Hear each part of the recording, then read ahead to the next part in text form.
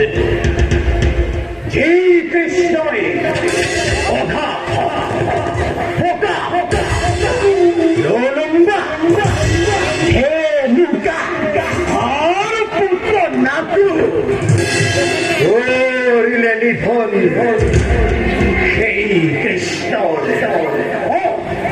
সেই কৃষ্ণর মরণ আজ একমাত্র লক্ষ্য মোর জীবনের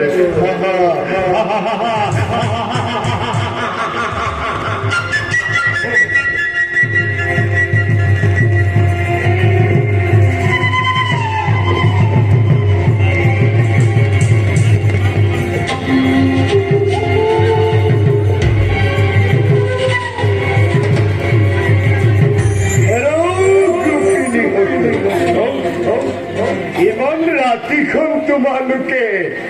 কাক অনাই বনাই বিষাই ফুরি ও মুখে নহয় জানো আহা আহা মোর প্রাণেশ্বরী হতো মোর কাকুলে আহা ও ময়ে খেয়ে কলিয়া কৃষ্ণ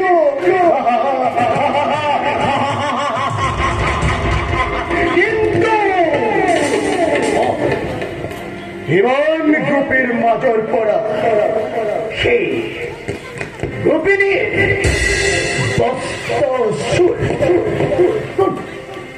কলিয়া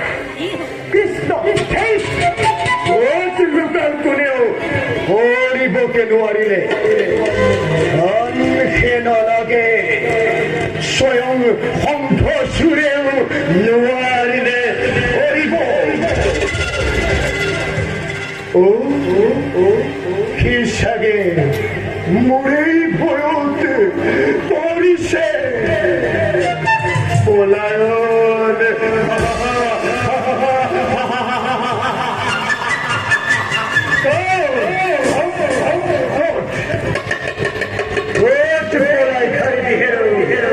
গোপিনীর বস্ত্রসুর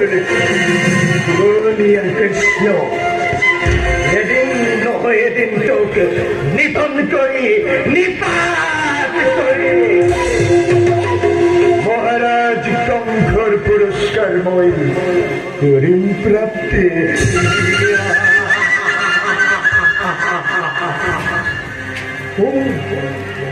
গোপী সকল নাশীবাদী এই দিকে আহিব ধরিছে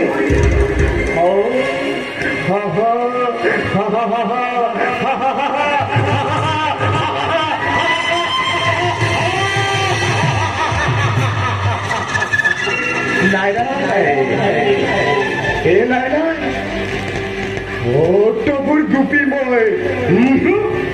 হারি যাব দিব নোৱাৰো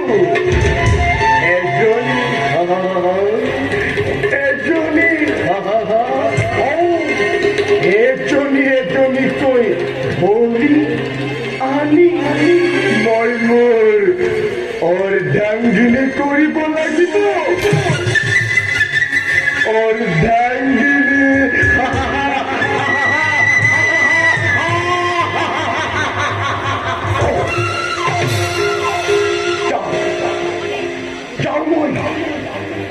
কৃষ্ণৰ বেকুত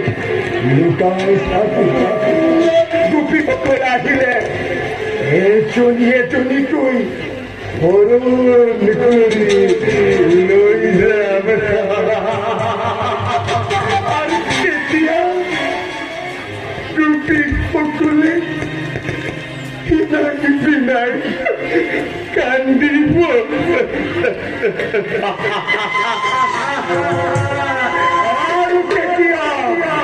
সিহঁতক ৰক্ষা কৰিবলৈ সেই কৃষ্ণ আহিলে তাক ধৰি আমি নিধন কৰিম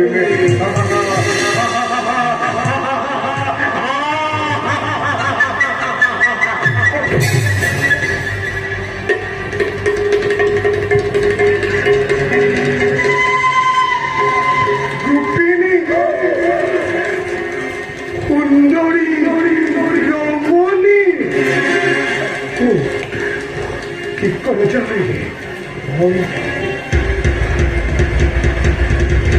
মই কৃষ্ণৰ বেশত নৃত্য কৰি থাকোঁ আৰু গোপীসকল আহিলে এজনী এজনীকৈ হৰণ কৰি লৈ যায়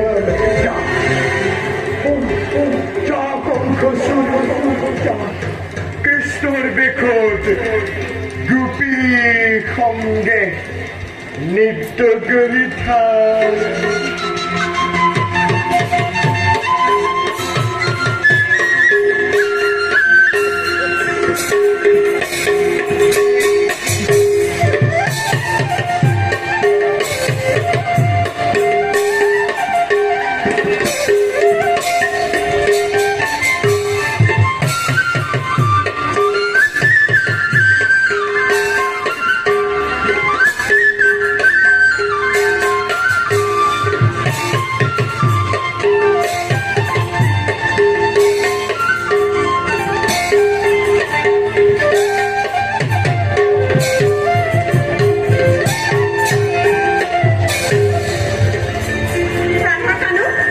নাই নাই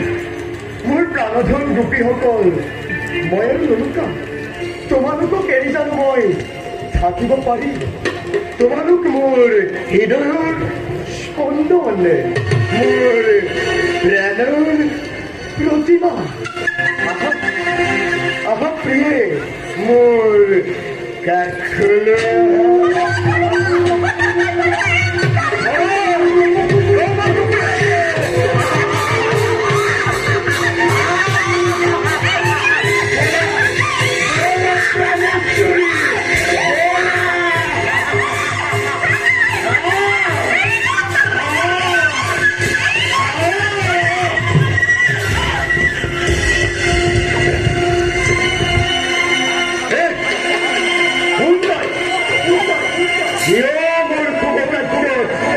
জন্মাইছ বিঘিনি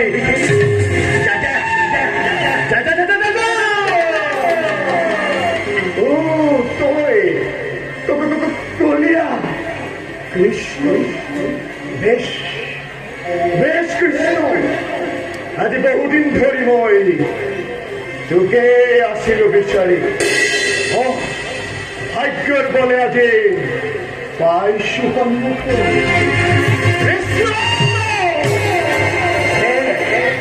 যুদ্ধ দে উৰং গৰু আজি মোৰ